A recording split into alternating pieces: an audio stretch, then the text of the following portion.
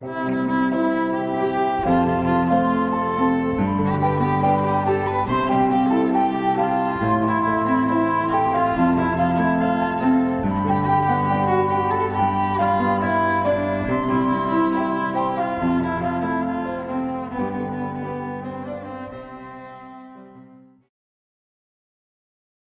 Geneviève est née vers 400 après Jésus-Christ à Nanterre, près de Paris.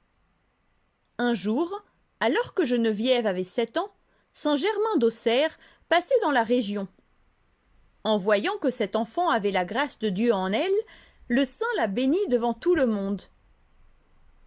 Lorsque ses parents moururent, et alors qu'elle n'avait que 15 ans, Geneviève décida de devenir moniale. Elle déménagea à Paris, où elle vivait une vie ascétique. Tout le monde la respectait. Geneviève voulut également construire une église en l'honneur de saint Denis l'Aréopagite, qui était mort comme martyr à Paris. Mais un jour, les ennemis barbares s'approchèrent de la ville en détruisant tout sur leur passage. Pour cela, sainte Geneviève encouragea les habitants de Paris à prier et à jeûner, afin que la ville soit sauvée de ce grand danger. Cependant, peu de gens l'écoutèrent. Alors, celle-ci, accompagnée par d'autres femmes pieuses, monta sur les murs de la ville. Là, elles commencèrent à prier Dieu pour sauver Paris et ses habitants. Soudain, l'armée des barbares changea de direction et n'attaqua pas la ville. Ainsi, par ses prières, sainte Geneviève sauva Paris.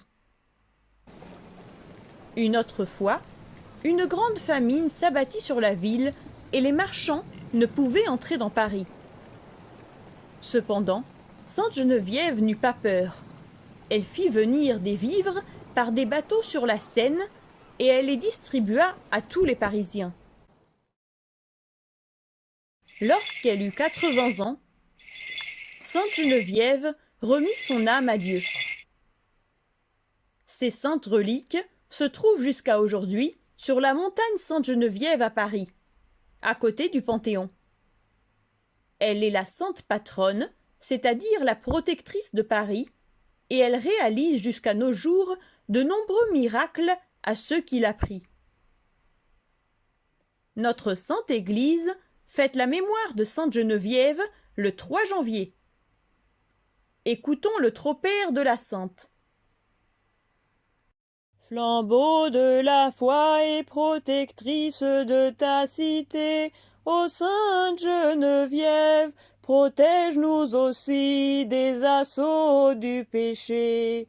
Sage intendante des biens de ce monde et nourricière des affamés, intercède auprès du Seigneur pour qu'il sauve nos âmes.